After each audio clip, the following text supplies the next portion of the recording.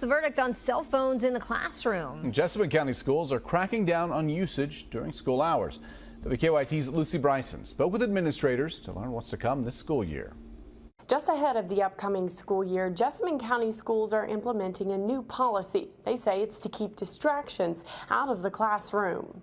Cell phones are becoming a distraction for teenagers. They're becoming a distraction for teachers. Starting on day one, students will place their cell phones in a cell phone pouch at the beginning of class. It's a more strict approach on a previous policy. Previously, we had a policy in place where students couldn't have them out in class.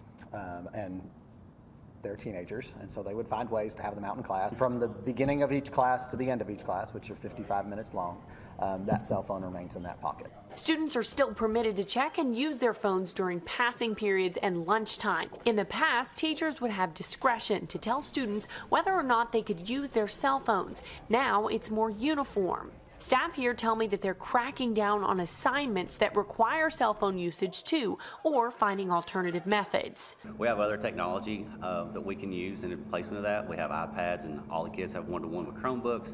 At the end of the day, they say the main reason for the change of pace is to encourage focused learning.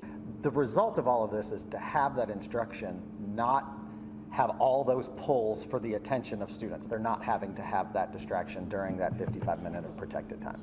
I asked about a full cell phone ban and if that was ever considered, and their response was that cell phones are a fact of the real world, and that's what they're planning their students for every day. For now, in Jessamine County, I'm Lucy Bryson, WKYT. And the school district wants to remind concerned parents that in the event of an emergency, parents can always notify the office to get a hold of their child. They also said cell phones are not leaving the classroom, meaning students can access them if there is a lockdown.